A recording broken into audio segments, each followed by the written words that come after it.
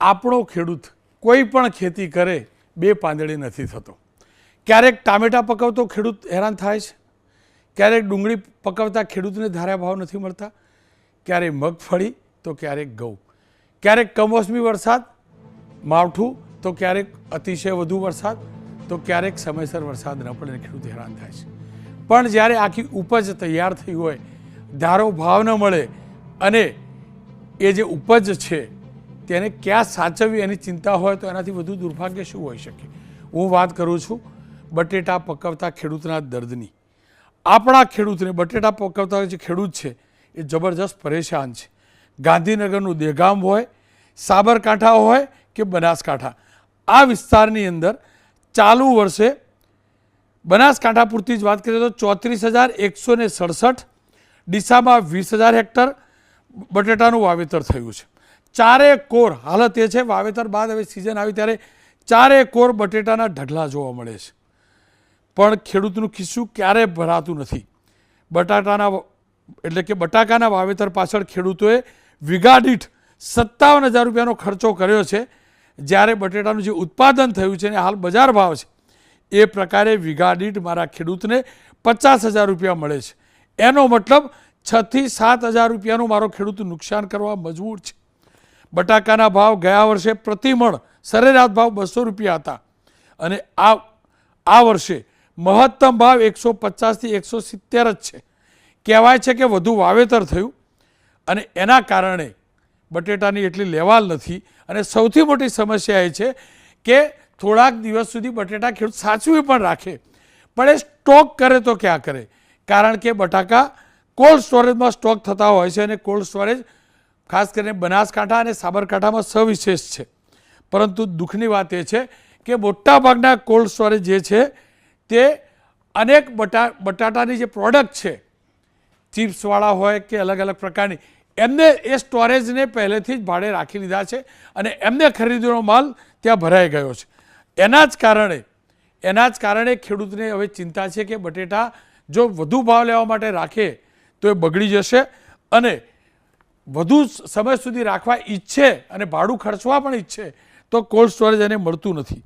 અને આપ તમામ લોકો જાણો છો કે આ જે કોલ્ડ સ્ટોરેજ છે એ એગ્રો પ્રોડક્ટને પ્રાધાન્ય આપવા માટે સરકારની યોજના અંતર્ગત કોલ્ડ સ્ટોરેજને 35% સુધીની સબસિડી સામાન્ય સંજોગોમાં અપાય છે અને અંતરિયાળ ગામ અથવા તો ટ્રાઇબલ બેલ્ટમાં જે કોલ્ડ સ્ટોરેજ ખુલે છે તેને તો વધુ સબસિડી મળે છે. આ સબસિડી થકી, સરકારની સબસિડી થકી કોલ્ડ સ્ટોરેજ ખુલ્યા. સરકારની ભાવના સારી હતી કે જો એ વિસ્તારમાં કોલ્ડ સ્ટોરેજ હોય તો ખેડૂતો એમનો પાક છે એ સારો ભાવ મળે તે માટે ત્યાં સુધી મૂકી રાખી શકે. પણ હાલત એ છે કે સારો ભાવ ખેડૂતોને મળે ત્યાં સુધી રાખવાની જગ્યા નથી. મોટા ભાગના એટલે કે 95% વધુ કોલ્ડ સ્ટોરેજ બનાસકાંઠાની અંદર મોટી કંપનીઓએ બુક કરાવી લીધા છે. કાનૂની રીતે કોલ્ડ સ્ટોરેજવાળાને ભાડે આપે એમાં ખોટું પણ નથી, પણ સરકારની જે મંશા હતી તે મંશાઈયા પૂરા અર્થની અંદર જમીન ઉપર સાકાર નથી થઈ રહી અને મારો ખેડૂત હેરાન છે, ખેડૂત પરેશાન છે. બનાસકાંઠાની અંદર એ સ્થિતિ છે. દહેગામથી પણ આજે સમાચાર આવ્યા, ખેડૂત રડી રહ્યો છે. એને ચિંતા છે કે જો અચાનક વધુ ગરમી પડી જાય તો પણ એનો આ બટાકા થોડાક દિવસ માટે પણ રાખ્યા હોય ઘાસની નીચે સંતાડીને તો એ ખરાબ થઈ જાય, વરસાદ પડી જાય તો પણ ખરાબ થઈ જાય. એટલે ન છૂટકે જે ભાવ મળે એ ભાવ માર્કેટમાં જઈને વેચવા તૈયાર છે, પણ માર્કેટમાં લેવાલ કોઈ નથી. અને એટલે જ લાગ્યું કે સરકાર સુધી આ વાત પહોંચાડવી છે અને એ જ માટે ચર્ચા કરવા માટે નિલેશભાઈ સોલંકી સંચાલક છે સુંદરમ કોલ્ડ સ્ટોરેજના, ભરતભાઈ ચૌધરી ખેડૂત આગેવાન છે અને ફલજીભાઈ ચૌધરી રાષ્ટ્રીય કારોબારી સદસ્ય છે કિસાન મોરચાના. પણ શરૂઆત મુદ્દો કોલ્ડ સ્ટોરેજનો છે એટલે કોલ્ડ સ્ટોરેજના સંચાલકથી જ વાત કરીને કરીએ. નિલેશભાઈ, આપની પાસેથી જ મારે જાણવું છે કે શું કારણ કે આજે પણ બટાકા બહાર રોડ ઉપર પડ્યા છે, ખેતરમાં પડ્યા છે, કોલ્ડ સ્ટોરેજોમાં જગ્યા કેમ નથી? આટલા કોલ્ડ સ્ટોરેજ છે તો આપણા ગુજરાતમાં ગુજરાત સરકાર અને કેન્દ્ર સરકાર દ્વારા જે સબસિડી આપી અને કોલ્ડ સ્ટોરેજો નવા બનાવવા માટે સબસિડી પણ આપે છે. અને વાત કરી બનાસકાંઠાની અંદર તો બનાસકાંઠા જિલ્લો એકમાત્ર એવો જિલ્લો છે કે આખા ભારતમાં સૌથી વધારે બટાકા પકવતો કોઈ જિલ્લો હોય તો એ બનાસકાંઠા જિલ્લો છે. અને બનાસકાંઠા જિલ્લામાં 30 લાખની કેપેસિટી નવી બની છે અને નવા 16 કોલ્ડ સ્ટોરેજ નવા બનેલા છે અને 16 કોલ્ડ સ્ટોરેજમાંથી 15 કોલ્ડ સ્ટોરેજ જે છે એ કંપનીએ કોન્ટ્રાક્ટ ફાર્મિંગ કરાવી ખેડૂતો પાસે અને એ બુક કરેલા છે. અને જે રીતના ટેબલ બટેકા જે ખાવાના બટેકા હોય છે એ ખાવાના બટેકા જે રીતે ઉત્પાદન આવ્યું છે એ પ્રમાણે એની સ્ટોર કેપેસિટી જે હોવી જોઈએ એની થોડી અછત સર્જાઈ છે. એના કારણે જે બટેકા બહાર રહી ગયા છે એના કારણે કોલ્ડ સ્ટોરેજમાં તકલીફ પડે છે. અચ્છા, તો એનાથી માર્કેટ ઉપર અસર શું આવી છે બટાકાના માર્કેટ ઉપર?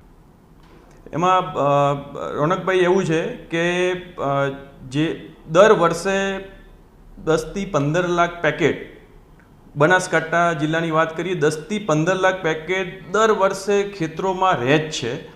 અને ખેડૂતો પાસે એક એવું નથી કે કોલ્ડ સ્ટોરેજ સિવાય બીજો કોઈ ઓપ્શન નથી. ખેડૂતો જૂની પદ્ધતિથી દર વર્ષે જે સારી વેરાયટી હોય છે, બાદશાહ વેરાયટી હોય છે કે કોલંબો વેરાયટી હોય છે કે લોકર વેરાયટી હોય છે, ખેડૂત પોતે સારી વેરાયટી એ એમના પોતાના ખેતરમાં છાંયડામાં ઢગલો કરી અને 1 મહિના સુધી એને સંગ્રહ કરી શકે વિધાઉટ કોઈ ખર્ચા વગર 1 મહિના સુધી, અને જ્યારે પણ ભાવમાં પાછો માર્કેટમાં વધારો થાય ત્યારે એ વેચી શકે છે. આપનો ઓવરઓલ આકલન તમારું શું રહે છે? જો કોલ્ડ સ્ટોરેજવાળા કોઈ કંપની સાથે કોન્ટ્રાક્ટ ન કરી શકે એવો તો સરકારી નિયમ પણ નથી, એટલે તમે ઇલીગલ કામ કરો છો એવું નથી કહેતો, પણ સરકારની મંશા એ જ હતી ને કે ખેડૂત બે પાંદડે થાય. કોલ્ડ સ્ટોરેજમાં જગ્યાનો આપે કહ્યું તો એક ખાસ ક્વોલિટી પૂરતા જ બટેટા ત્યાં રાખી શકાય, પણ ખેડૂત પાસે એટલી જગ્યા પણ તો ન હોય કારણ કે બીજો પાક પણ લેવાનો હોય. આ સંજોગોમાં ખેડૂતને કેટલું નુકસાન થઈ રહ્યું છે? બજાર કેવી રીતે ડાઉન થઈ ગયું છે? જો તમને એક પહેલાં તો કહું છું કે કંપની કોલ્ડ સ્ટોરેજ બુક કરે કે પછી ઓપન માર્કેટમાં કોલ્ડ સ્ટોરેજ જેવો રહે એનાથી કશું જ ફરક પડતો નથી. કેમ કે આજે કંપનીઓ જ્યારે આપણા ગુજરાતમાં જ્યારે કંપનીઓ બધા પ્લાન્ટ નાખ્યા છે તો એ કંપનીઓ ખેડૂતો પાસે કોન્ટ્રાક્ટ ફાર્મિંગ કરાવે છે અને એડવાન્સમાં એમને ભાવ સારા આપી 240 થી 270 રૂપિયા સુધી એડવાન્સ ભાવ આપી અને એ ખેડૂતોનું જ કામ કરે છે. એમાં આજે 1 કરોડથી પણ વધારે, આજે ખાલી બનાસકાંઠા જિલ્લાની વાત કરું તો 1 કરોડથી પણ વધારે કટ્ટાના ખેડૂતોના એડવાન્સ કોન્ટ્રાક્ટ ફાર્મિંગ કરીને કંપનીઓ માલ લીધો છે અને એ માલ મૂકવા માટે તો કોલ્ડ સ્ટોરેજ જ ઓપ્શન છે. એ પણ ખેડૂતોનો માલ જ છે, પણ એ કંપનીઓએ એમને કોન્ટ્રાક્ટ ફાર્મિંગ કરાવ્યું છે. જે રીતે સરકારનો હેતુ છે કે ભાઈ એડવાન્સમાં ભાવ આપી ખેડૂતની આવક બમણી કરી શકે, એના માટે કંપનીઓનું એ જ કામ જ છે. પણ જે ઓપન માર્કેટમાં જે બટેકા રહે છે, જે આપણે ટેબલ પોટેટો કહીએ છીએ ખાવાના બટેકા, એ ગઈ સાલની સાપેક્ષ કરવા જઈએ તો એના કરતાં ઉત્પાદન વધારે આવ્યું છે. અને એવું નથી કે હજી અત્યારે ભાવ ડાઉન થયા છે, પણ એવું નથી કે ખેડૂતે બટાકા વેચી નાખ્યા છે. આજે 3 કરોડ ને 45 લાખ કટ્ટાની કેપેસિટી બનાસકાંઠાની છે અને ઓવરઓલ ગુજરાતની કેપેસિટી 7 કરોડ કટ્ટાની છે. તો આજે 7 કરોડ કટ્ટા કોલ્ડ સ્ટોરેજમાં છે જ અને ખેડૂતે હજી વેચી નથી નાખ્યા. અને આગળ જે રીતે ઉત્તર પ્રદેશ, MP, મધ્યપ્રદેશ કે બંગાળ એ જે મોટા મોટા જે રાજ્યો જે ખરી એ રાજ્યોમાં જે રીતનો સ્ટોક જે ઊંચા ભાવથી થઈ રહ્યો છે એ જોતા એવું લાગે છે કે જે ખેડૂતે કોલ્ડ સ્ટોરેજમાં બટેકા મૂક્યા છે એમને સારામાં સારો ભાવ કોલ્ડ સ્ટોરેજમાં મળશે એવી આશા છે. પણ જે ખેતરમાં અત્યારે બટાકા રહી ગયા છે એના આજે પણ માર્કેટમાં જે ખેતરમાં બટાકા રહી ગયા છે એ હલકી ક્વોલિટી જે નાપાસ ક્વોલિટી હોય છે, મીડિયમ સાઇઝ બટાકા હોય છે કે હલકી ક્વોલિટી હોય છે, આજે એના ભાવ નથી. બાકી આજે વેફર સાઇઝ બટાકા હોય છે જે સારી ક્વોલિટીમાં આવે છે માર્કેટમાં, આજે એ સારા ભાવથી જ વેપાર થાય છે એનો. આપનો ખૂબ ખૂબ આભાર. ખેર, કેમ કે આપે જ કહ્યું કે કોલ્ડ સ્ટોરેજ મોટાભાગના કોન્ટ્રાક્ટ ફાર્મિંગવાળા એટલે કે કંપનીઓના છે અને જો વધુ ભાવ મળશે તો કંપનીઓને મળશે. મારી સાથે ભરતભાઈ જોડાશે. ભરતભાઈ, પહેલો પરફેક્ટ મુદ્દો, તમે આ બટાકા પકાવતા ખેડૂત, તમારી આ મોટાભાગની ખેતી બનાસકાંઠાની, અમાર પાટણ તાલુકા બાજુ તો હું જે મારી ખેતી છે એ બાજુ રાયડો ઘઉં પાકેલ બટાકાનું જાજુ આપણને જ્ઞાન નહીં. મારે એક્ઝેક્ટ સમજવું છે ખરેખર બટાકાના ખેડૂતની સ્થિતિ છે શું?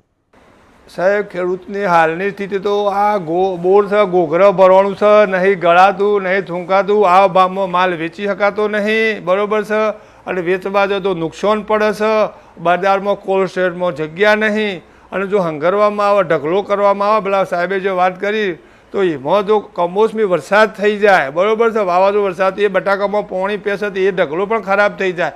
એટલે ખેડૂતને હાલ કરી તો શું કરવું એ અડવટમાં છે. એને શું કરવું, શું નિર્ણય લેવો એ પોતે વિચારી શકતો નથી. હાલના ભાવ વેચવા જાય તો નુકસાન પડે છે. એનું કારણ છે દિવસે દિવસે ઉત્પાદન વધે છે. હવે એમાં મારું કહેવું છે, સરકાર બધી વાતો કરે છે કે ભાઈ ખેડૂતને બિયારણ ખર્ચો બધો પૂરતો કરે એટલે ઉત્પાદન વધે તો દેખીતું છે. સરકારને પોતાનું આમાં ધ્યાન રાખવું જોઈએ કે ભાઈ આ વર્ષે આટલું વાવેતર છે, આટલું ઉત્પાદન થશે, તો એના માટે વ્યવસ્થા. બીજા નંબરમાં જે કોન્ટ્રાક્ટ ફાર્મિંગવાળા છે એ કોન્ટ્રાક્ટ ફાર્મિંગવાળા સાહેબે જે વાત કરી કે ભાઈ ખેડૂતોના બટાકા, અરે સાહેબ ના, મારા ઘેરથી બાજરી કે ઘઉં વેચ્યા પછી મારો અધિકાર રહેતો નથી. એ વેપારીનો અધિકાર છે નફો નુકસાન કરવાનો. એટલે એ કોન્ટ્રાક્ટ ફાર્મિંગમાં જે ભાવથી જે બટાકા રાખ્યા એ કોન્ટ્રાક્ટ ફાર્મિંગનો નફો જે વધારે થાય એ ખેડૂતને મળવાનો નથી. આજે જે ગુજરાતમાં કોલ્ડ સ્ટોરેજ તો શું, એ કોલ્ડ સ્ટોરેજમાં સરકાર ખેડૂતો માટે સહાય આપે છે કોલ્ડ સ્ટોરેજ વાળાને, બરાબર છે. એટલે મારું તો ચોખ્ખું જ ગણિત છે કે ગુજરાતનો કોઈ પણ કોલ્ડ સ્ટોરેજ હોય એમાં અમુક ટકા ખેડૂતો માટે રિઝર્વ જગ્યા રાખવી પડે સાહેબ. આપણે પેટ્રોલ પંપ હોય છે તો પેટ્રોલ પંપમાં શરતી લાયસન્સ હોય છે કે ભાઈ આટલું ડીઝલ ઇમરજન્સીમાં મિલિટરીવાળાને અથવા દેશની કોઈ તકલીફ થાય તો એ પેટ્રોલ ડીઝલ એને પહેલું આપવું પડે. એ રીતે આ કોલ્ડ સ્ટોરેજ જે ગુજરાતના છે એમાં અમુક 50% કે 30% એ રિઝર્વ ખેડૂતો માટે, જે ખેડૂતો પોંખરાજ કે બાદશાહ બટાકો વાવું છે એ બટાકાને ખેડૂતો જ્યારે નોખવો હોય ત્યારે ઇમરજન્સી, કારણ કે એ ક્યારે નોખ્યું, બજારમાં મંદી આવે ત્યારે નોખવાનો સવાલ થાય છે. એટલે અમુક ટકા આ જગ્યા રિઝર્વ રાખવી પડે. પણ આ તો બધી વાતો મોટી મોટી સરકારે કરે છે, તો ખેડૂતોની વાત કરે છે. કોઈક વાત કરે તો કે ઐતિહાસિક નિર્ણય, અલ્યા ઐતિહાસિક નિર્ણય તમે જાણે ખેડૂતો માટે લીધો ભાઈ. તમે કોક આગુ પાછું ઐતિહાસિક, એટલે આવા નિર્ણયો લો, ખેડૂતના ઘરમાં કોક આવે. તમે આજે પોંખરાજ બટાકો અને બાદશાહ બટાકો 150 થી 200 વેચાય છે, તમે એનો ખર્ચો ગણો, એક કટ્ટું 1500 રૂપિયા, 15 કટ્ટો 22,000 રૂપિયા દેરાય છો. એમાં ખાતર કેટલું થાય, અને આમાં જોખમ નહીં. ખેડૂતના મોથે તો ઘરમાં આવતાણીના બાપનું નકર નહીં. ભરતભાઈ, તમે એવું કહેવા માંગો છો કે સરકારે સબસિડી, આ કોલ્ડ સ્ટોરેજ વાળાને સબસિડી એટલે આપી કે ખેડૂતોનો પાકનું ત્યાં રક્ષણ થઈ શકે, સ્ટોરેજ થઈ શકે, પણ એનો લાભ ખેડૂતોને ના મળ્યો. ઉપરથી ખેડૂતોના નામે સબસિડી જે હતી એનો ફાયદો મોટી કંપનીઓ લે ગયા, કોલ્ડ સ્ટોરેજ બની ગયા એટલે ખેડૂતો જોડે સસ્તો માલ ખરીદી અંદર ભરી કાઢ્યો. જી, એ જ ધંધો છે ને. ખેડૂતને જે લાભ મળવાનો હતો એ ખેડૂતને લાભ મળતો નહીં, આ લાભ કંપનીવાળા અને વેપારીઓ મળે છે. અરે અમારા એક ખેડૂતે હમણાં ફોન કર્યો આ કિસાન સંઘના કાર્યાલયમાં કે સાહેબ અમારા આ તકલીફ રહી, ત્યાંથી એવો જવાબ આપ્યો કે ભાઈ આ તો મૂળ તો ખેડૂતનો જ માલ. આ ખેડૂતનો માલ ના હોય. આપણે જો સુધી અનાજ ના દળાઈએ ત્યાં સુધી અનાજ કહેવાય, બાજરી કે ઘઉં, પછી દળ્યા પર તો લોટ થઈ જાય, લોટમાં તો જીવડા પડે, બરાબર. એટલે આ વાતો બધી છે. એટલે ખેડૂતનો માલ મોય જાય તો જ ખેડૂતનો ફાયદો. ખેડૂતનો માલ નાખવાની જરૂર કેમ પડે છે? બજારમાં મંદી આવે ત્યારે ખેડૂત બચાવો સીધે સીધું વેચી દે છે. આ દરેક જિલ્લામાં અધિકારીઓ ખેતીવાડીના જિલ્લા લેવલ છે, કલેક્ટર છે, એને જોવું પડે કે ભાઈ કયો માલ જો શું છે. બધું જ પછી જાણે ઠોડા ઠોડું આવે તો સરકાર કહે છે મારે ખબર નહીં ને અમે જાણતા નહીં ને, બધું બધા જ જાણે છે. એટલે મહેરબાની કરી અને ખોટી ખોટી વાતો કે આ કોલ્ડ સ્ટોરેજમાં મારું કહેવું છે રિઝર્વ જગ્યા ખેડૂતો માટે રાખવી પડે. કેમ બસમાં ધારાસભ્ય સીટ, ધારાસભ્ય બસમાં બેસતા નહીં સાહેબ, તો એ યોની સીટ ઉપર ધારાસભ્ય સીટ અનામત લખવામાં આવે છે, બરાબર છે. પણ સરકારી નોકરીઓમાં આમ જે કેટેગરી પણ એસટી એસટી ઓબીસીની સીટ અનામત, એમાં ખેડૂતની જગ્યા અનામત રાખવી પડે. પછી એને જો હાલવું હોય તો હાલ. એટલે મારું એક જ વાત છે, ખેડૂતો અન્યાય થઈ રહ્યો છે અને ભવિષ્યમાં ના થાય એના માટે સરકારને વિચારવું પડે. તમે કોઈક સામાન્ય સુધારો કરો એટલે કહે છે ઐતિહાસિક નિર્ણય. એટલે ઐતિહાસિક નહીં, વીજળીના ભાવ 800માંથી 600 કર્યા હતા, ઐતિહાસિક કહેતા હતા, પણ 500 ના 800 તમે જ કર્યા હતા, બરાબર. એટલે આ વાત જે છે એના માટે સરકારે વિચાર કરવાની જરૂર છે. ખેડૂતોનો અત્યારે માલ પડ્યો છે, કોઈ પણ બધા જિલ્લા લેવલ કોલ્ડ સ્ટોરેજ તપાસ કરો અને એમાં ખેડૂતનો લાભ મળી વ્યવસ્થા કરવી જોઈએ. કોલ્ડ સ્ટોરેજના માલિક અને ખેડૂત આગેવાન બાદ હવે વાત કરી લઈએ ભારતીય જનતા પક્ષનો પક્ષ જાણી લઈએ. ફલજીભાઈ ચૌધરી રાષ્ટ્રીય કારોબારીના સભ્ય પણ છે બીજેપીના કિસાન મોરચાના, અને ખુદ બટાકા પકવતા ખેડૂત પણ છે. ફળજીભાઈ, હાલત તો જુઓ બનાસકાંઠાની. લીલુંછમ બનાસકાંઠા ચોક્કસ થયું. ખેડૂતે પરસેવો પાડ્યો, સાબરકાંઠાના ખેડૂતે પરસેવો પાડ્યો, દેગામના ખેડૂતે પરસેવો પાડ્યો, મસ્ત મજાના બટાકા થયા, પણ ભાવ મળતો નથી. $150 મણ જતા નથી બટાકા. શું કારણ? અને બીજું, સરકારે મેં જે વાત કરી એ પ્રમાણે મોટાભાગના કોલ્ડ સ્ટોરેજ કંપનીઓ લઈ લીધા, ભાડે લઈ લીધા, એમનો બધો માલ ત્યાં જતો રહ્યો. મારા ખેડૂત માટે માલ મૂકવા જગ્યાએ નથી બટાકા મૂકવા. ખેડૂત કરે શું? આ વર્ષે ખબર નહીં, કોઈ પણ કારણસર ખેડૂતોનો જે ઉતારો છે એ ઘણો ઓછો આવ્યો હોવા છતાંય એવરેજ એક કટ્ટાનું વાવેતર થતું હોય 50 કિલોનું, તો એમાં એવરેજ જ્યારે 10-12 કટ્ટા જ્યારે પાછા વળતા પાકીને આવતા હોય તો જ ખેડૂતનું પોસાતું હોય. એમાં પણ માર પડ્યો છે. એમાં પણ 7 કટ્ટાની એવરેજ આવી છે, એટલે ઘણું બધું નુકસાન થયું છે, 40% નુકસાન થયું છે. અને આ જે પાક લઈને ખેડૂતો આ પાક લઈને ખેડૂતો અત્યારે પોતાના ખેતરમાં ઢગલા કરીને બેઠા છે, પણ એનો કોઈ વેપારી આવ્યા નથી અને આ માલ લેનાર કોઈ નથી. કોલ્ડ સ્ટોરેજની અંદર કંપનીઓએ એડવાન્સમાં બુક કરી દીધું છે. ઘણા કોલ્ડ સ્ટોરેજોએ 1-2 ચેમ્બર રાખ્યા છે તો ખેડૂતો એનો માલ સ્ટોર કરી શકે, પણ ખેડૂત માલ સ્ટોર કરે તો પણ એને એ ભાડું ચૂકવ્યા પછી, બારદાનનો ખર્ચ કર્યા પછી, ગ્રેડિંગ કર્યા પછી, ચડાવવાનું મૂકવાની મજૂરી કર્યા પછી એને એવું વળતર જ્યારે માર્કેટમાં 5-6 મહિના પછી વેચવા જાય ત્યારે પણ નથી મળતું, એટલે વધારે લોસ થતો હોય છે. પણ મારો સવાલ પણ ફલજીભાઈ એ જ છે, એટલે ખેડૂતને જાવું, હું એ જ કહું, હું તમને પૂછું છું મોટાભાઈ, મારો ખેડૂત જાય કયો મને સમજાવો, ક્યાં જાય? સૂકી ભટ્ટ જમીન ખેડી, સૂકી ભટ્ટ, ટેકનોલોજી અપનાવી, સ્પ્રિંકલર સિસ્ટમ અજમાવ્યા, બધું કર્યું. મારો ખેડૂત જાય કે મને કહો. તમે તો શાસક પક્ષ સાથે જોડા. મારો સવાલ તમને જ, આ કોલ્ડ સ્ટોરેજને સબસિડી આપી, આ કંપનીઓ માટે થોડી આપી હતી, મારા ખેડૂત માટે હતી ને સબસિડી, ખેતીને પ્રાધાન્ય મળે, પણ એવું તો થતું નથી. આટલી સબસિડી પછી પણ મારા ખેડૂતનું બટાકું જો બગડવાનું હોય, પથરો થવાનું હોય, દૂરદાણી થવાની હોય તો ખેડૂત કરશે શું કરવા મજૂરી? એ ખેડૂતોનું બટાકાનું વાવેતર હતું એ પહેલા ડીસા પૂરતું સીમિત હતું, પછી વડગામ તાલુકો એમાં ઉમેરાયો છે. વડગામની બાજુમાં ખેરાલુ તાલુકામાં જ્યાં કોઈ લોકો રાયડો અને ઘઉં ને આવું જ વાવેતર, શિયાળું વાવેતર કરતા હતા, આ વખતે એ પણ બટાકાનું વાવેતર કરે છે. અને ખેરાલુ તાલુકામાં કોલ્ડ સ્ટોરેજની સંખ્યા નથી, એ પણ બનાસકાંઠામાં પોતાનો માલ મૂકવા માટે આવે છે. જે થરાદ અને વાવ, ધાનેરા, એ બાજુ ધાનેરામાં પાણી જશે, પણ જ્યાં થરાદમાં નર્મદાનું કેનાલનું પાણી આવ્યું છે એ વિસ્તારના ખેડૂતોએ પણ બટાકાનું વાવેતર ચાલુ કર્યું છે. રાજસ્થાનના અમુક પટ્ટામાં એ પણ ખેડૂતોનો બટાકાનું વાવેતર જ્યાં નહોતા કરતા, જ્યાં રાયડા સિવાય કોઈ ખેતી થતી નહોતી, ત્યાં પણ બટાકાનું વાવેતર થયું છે. એટલે કોલ્ડ સ્ટોરેજ જે કેપેસિટી કહેવાય કે આખા ગુજરાતમાં સૌથી વધારે કોલ્ડ સ્ટોરેજ બનાસકાંઠામાં છે, 216 જેટલા કોલ્ડ સ્ટોરેજ છે. વડગામ તાલુકામાં 26 જેટલા કોલ્ડ સ્ટોરેજ છે. પણ આ બધા જ કોલ્ડ સ્ટોરેજ કંપનીઓ દ્વારા અને ખેડૂતોનો માલ જે વેપારીઓ ખરીદીને મૂક્યો, ખેડૂતોએ સીધો મૂક્યો, એના કારણે બધા ફૂલ થઈ ગયા છે. ઉત્પાદન ઓછું હોવા છતાં વિસ્તાર વધ્યો હોય, વાવેતર વધ્યું હોય, એટલે ખેડૂતો એક સાથે બધા બટાકાના વાવેતર વળ્યા છે. વારંવાર વાવેતર હોવાના કારણે ઉત્પાદન ઘટ્યું છે, 100% ઘટ્યું છે, ખેડૂતને પોસાતું નથી. પણ તે છતાંય એકાદ વખત કોઈ વાર સારો ભાવ આવી જાય એવી લાલચમાં ખેડૂતો સતત એકનો એક પાક વાવેતર કરે છે, બટાકાનું વાવેતર કરે છે.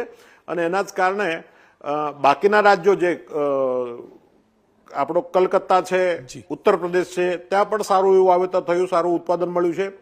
આ કારણે આ વખતે બટાકાના ભાવો ખૂબ જ ઓછા છે. કોઈ ખેતરમાંથી ઉપાડનાર નથી, ખેડૂતને પોતાના મૂકવામાં જવું હોય તો સ્ટોરમાં જગ્યા નથી. સરકારશ્રી તો જ્યારે પણ ખેડૂતની જરૂર પડી હોય ત્યારે ભારતીય જનતા પાર્ટીની સરકારે જ્યારે વચ્ચે બટાકાના ભાવો 5-6 વર્ષ પહેલા જ્યારે ખૂબ મોટી તકલીફ હતી ત્યારે ભાજપની સરકારે ખેડૂતોને બીજા રાજ્યોમાં બટાકાના વાહતુક માટે કિલોએ રૂપિયો આપવાનો નિર્ણય એ ભારતીય જનતા પાર્ટીની સરકારે કર્યો હતો. અને આ જે ઓવર ઉત્પાદન થયું છે એ ઉત્પાદન બી ભાજપની સરકારે જે ડ્રીપ અને પાણીની વ્યવસ્થા કરી, સ્પ્રિંકલરની વ્યવસ્થા કરી, ખાતરની પણ જે વ્યવસ્થા કરી, એના કારણે થયું છે. હજી પણ કોઈ સમસ્યા જો ખેડૂતોની હશે, આ ખેડૂતોની સમસ્યા છે, અમે સરકાર સાથે આનાથી વાત કરી અને સરકાર, ભાજપની સરકાર ખેડૂતોના પડખે ઊભી રહેશે એવી આપને હું ખાતરી આપું છું. ફરજીભાઈ, આપ સબસિડીની વાત કરો છો, શું સરકારે આ વખતે ફરીથી સબસિડી જાહેર ન કરવી જોઈએ? અને વિના વિલંબે, જુઓ ગઈ વખતે જે થયું ને, અગાઉ જ્યારે સબસિડી જાહેર થઈ, બધું પતી જાય પછી મળે એટલે મળે સબસિડી. કેમ પહેલેથી એવું આયોજન ક્લિયર થઈ ચૂક્યું છે?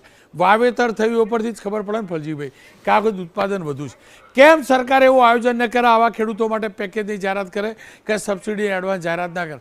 તમે લોકો કેમ રજૂઆત નથી કરતા? ના ચોક્કસ અમે ખેડૂતોનો અવાજ સરકાર સાથે પહોંચાડવા માટે પાર્ટી અમને જવાબદારી સોંપી છે અને સરકાર અમારી વાત સાંભળતી જ હોય છે. અમે અવારનવાર જ્યારે પણ ખેડૂતોનામાંથી જે કંઈ અવાજ આવતો હોય, જે કંઈ પીડા હોય, એ પીડા અમે ખેડૂતોની સરકાર સાથે પહોંચાડતા જ હોય છે. ખાસ કરીને બટાકાની વાત એવી છે કે જ્યારે પાક આવ્યા પછી જ ખબર પડે છે.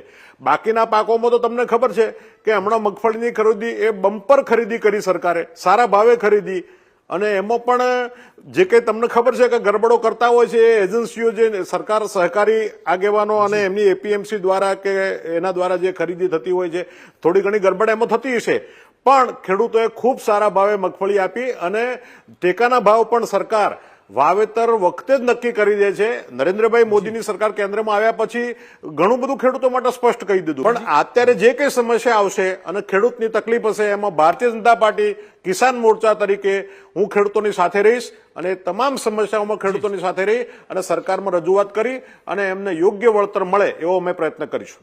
ફલજીભાઈ, આપનો ખૂબ ખૂબ આભાર. ખેર ફરી એકવાર કહીશ, મગફળીમાં તો ટેકો હતો, પણ બટેટા ટેકાના ભાવે ખરીદાતા નથી. સરકારી ટેકાની જરૂર છે.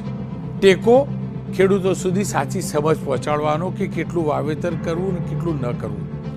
ટેકો યોગ્ય સમયે સબસિડીની જાહેરાત કરવી, સહાયની જાહેરાત કરવી. ટેકો શક્ય હોય એટલા ઓછા ભાવે ખાતર, બિયારણ અને પાણી મળે એવી વ્યવસ્થા કરવી. એ હકીકત છે કે બિયારણના ભાવ સતત વધી રહ્યા છે. એ પણ હકીકત છે. ખેડૂત માટે એક દશકાની અંદર 2-4 વર્ષ જ સારા જાય છે, બાકી હાલત દર વખતે આવી જ થાય છે.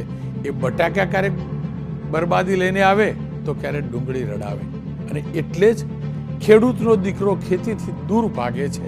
અને જો ખેડૂતનો દીકરો ખેતીથી દૂર ભાગશે ને, ભૂખે રહીશું.